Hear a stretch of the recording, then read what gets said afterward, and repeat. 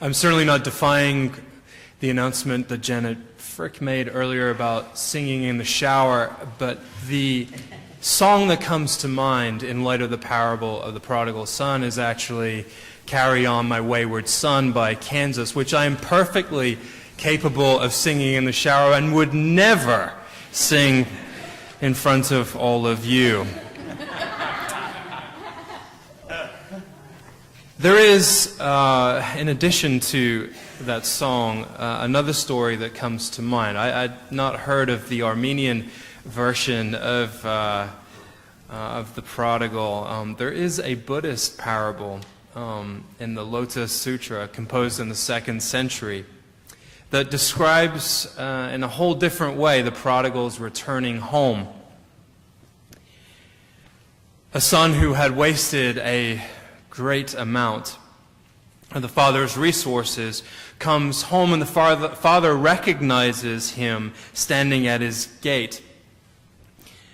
The son is terrified because he is approached by the father's workers and immediately recognizes that any sudden restoration that might occur is not going to happen.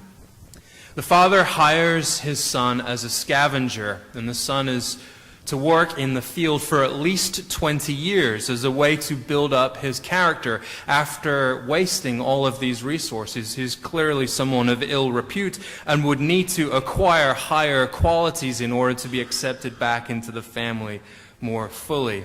The testing process would continue, but the father becomes ill.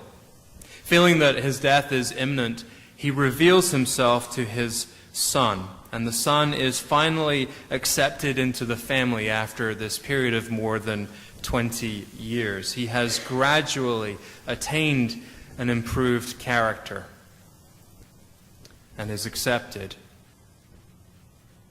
And some of us may hear that and say, exactly, that's how it's supposed to work. So much more appropriate telling of this story. A gradual acceptance that comes from, like in the Armenian version, hard work, proving yourself in the fields, working your way up so that eventually your character can be molded in such a way that it brings honor to your father and teacher. When we tell the story of the prodigal son, there's this underlying current that pulses through the story. We notice that the story is remarkable for the grace that is offered the youngest son. We tell the story as if grace comes suddenly, and then the boy, the youngest son, is shattered, undone, ripped apart by the grace that is offered, so that now he will become a good boy. The story is over, as far as we are told, with regards to the youngest boy, because he is home. We tell this story, I think, because it makes us feel good. Because it is what we want to believe about how grace works. And maybe that is how grace works. All we have to do after hanging out in the fields and squandering wealth is to make a turn for home, and then everything will be okay. That may be true, but it's not actually, I think, what this story is after. We all have to be aware of the anchor points that we bring to a story like this. The cultural tellings or retellings and the alterations and what we heard when we were growing up about this story. It is, along with the Good Samaritan, one of the most famous of Jesus' parables. So, boy comes home, great. Other son pouts, not so great. This father is different by running out to greet his son in a culture where honorable men would never run, so he's great. But the other villagers, the other farmers, the other people, they're not so great. So we have to unpack this story a little bit, because I'm quite sure that if those are the primary points, Jesus would have told the story a little differently. So the youngest son, he asks for his inheritance early. And we tell that detail as if he has sinned greatly against his family. Not so. It might be unwise to ask for your inheritance early, but it's not sinful. To suggest that the son is lost because of this action is to place something on the story that is not there, which is not to say that he's in the right, but it's also fair to say that the father is not in the right either. He is complicit in this action. He is oddly wasteful in his own way. Here you go, son.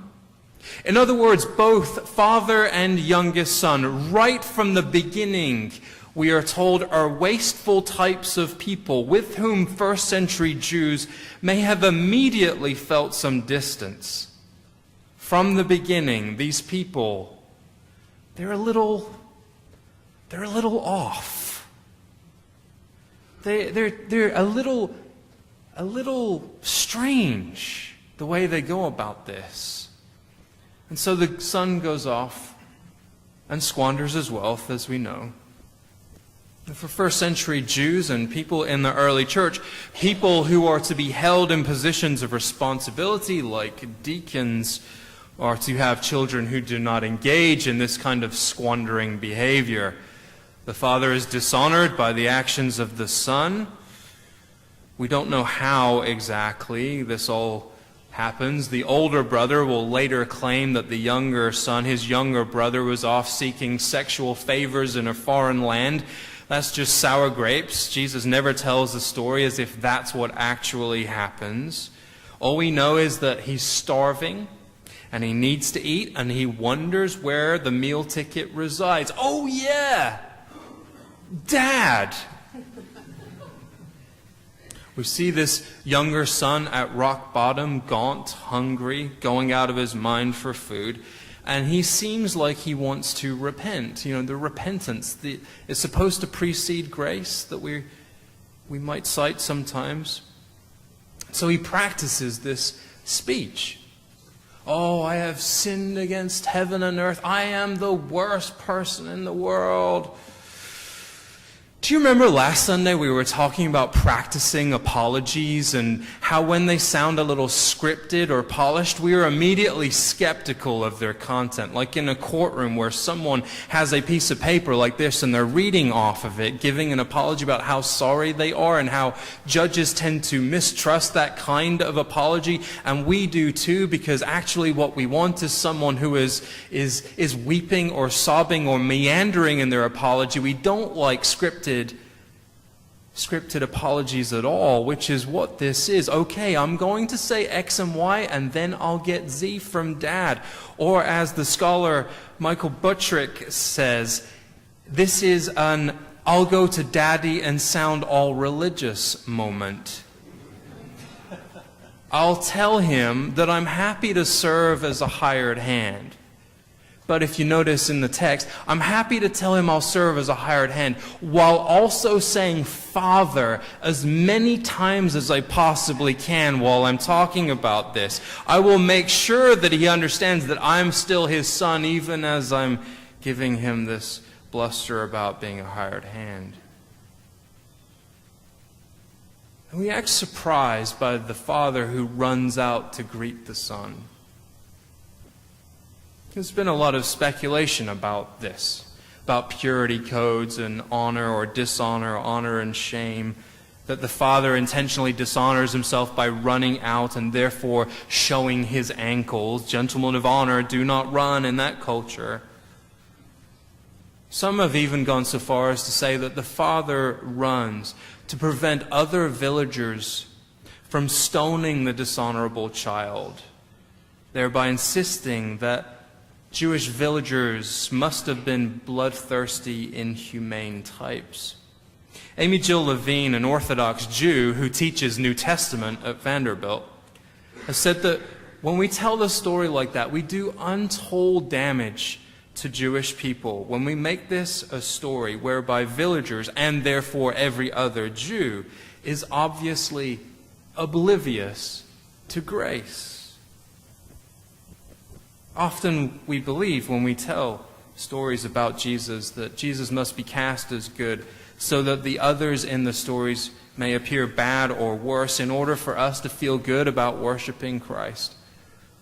That's not how Jesus framed it. Jesus once asked a crowd, "Is there any among you, if his child asked for bread, would give a stone?"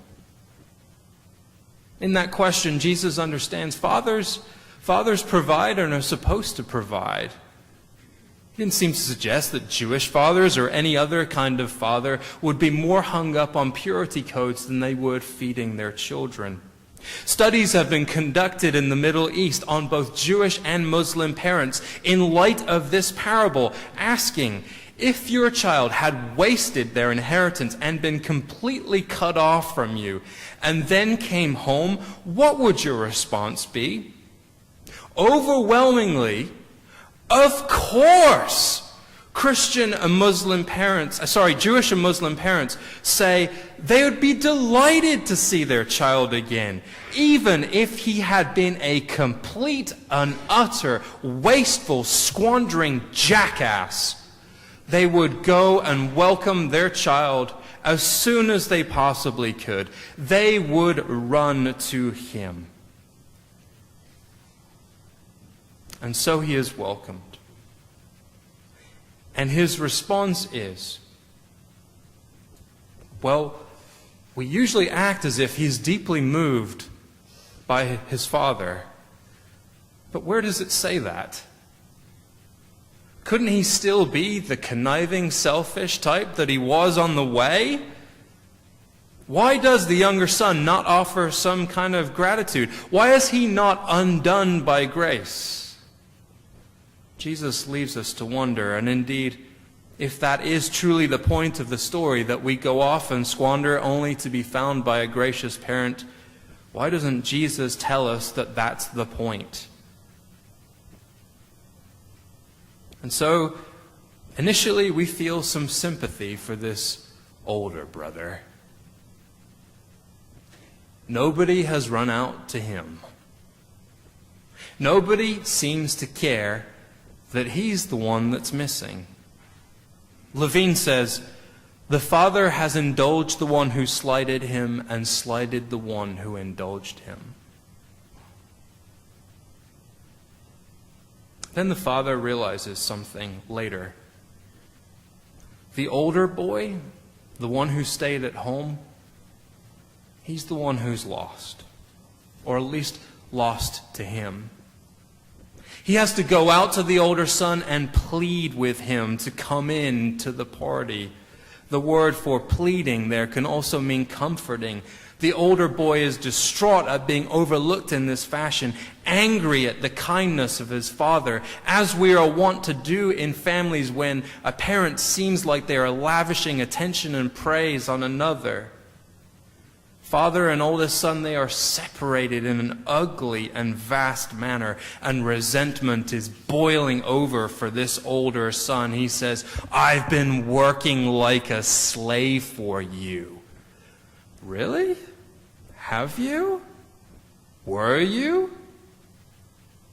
Wow, what a thing to say when a man has actual real-life slaves working in the field for him. Is this father a brutal father, or is this just complete and utter nonsense born out of resentment? And we all know when we resent someone or something, hyperbole tends to come out of our mouths, right? We tend to exaggerate about what the other has done. I've been working like a slave for you. Really? Would a real, actual slave say that, standing next to this guy who has at least half the inheritance of the father coming to him? Or is that what happens to slaves? And the father says, child, you will always be mine, and all I have is yours. Is the one who is lost right under your nose, in your own house?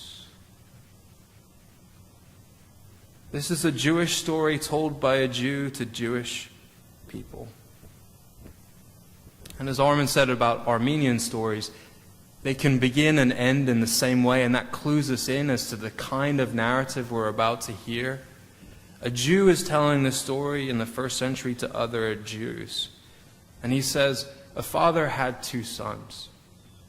And a first century Jew would hear that beginning and be immediately clued in to the typology.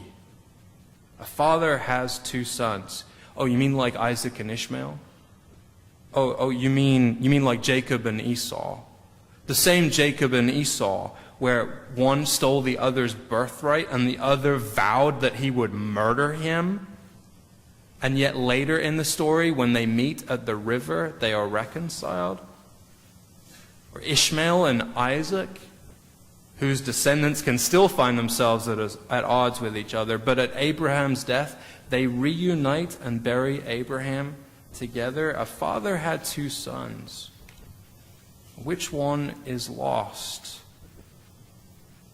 Which one is lost? And Jesus changes the question to not how will they be reconciled, but can they be reconciled? What would that look like? What would it take for these two sons to be reconciled? Because finding the lost takes work, and figuring out who is lost is even harder work, because sometimes you might have been doing the right thing all along and still be lost. So the Father shows that organizing reconciliation can take pleading and comforting and begging. And our story does not leave us with this tidy conclusion. It is a complete and total mess with tons of unanswered questions. You know, just like life. Jesus tells this story to invite us, in part, into an examination, the role of power in loving these two boys. Father doesn't stop the youngest, most wayward son from leaving, and yet is straight off the blocks to welcome him back, uses his resources to celebrate the return of the squandering liar, and then has to run out to the oldest brother to comfort and counsel, urge and beg. And now, at this point in my life as a father, I look upon this father in the story and I wince. I wince in seeing how desperate the father appears to make everybody happy, to make everyone whole, even after they've behaved poorly. This is not a parent of muscles and might makes right.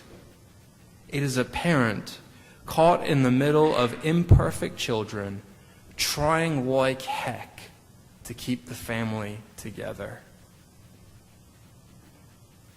And that's where Jesus leaves us. Peace be with you.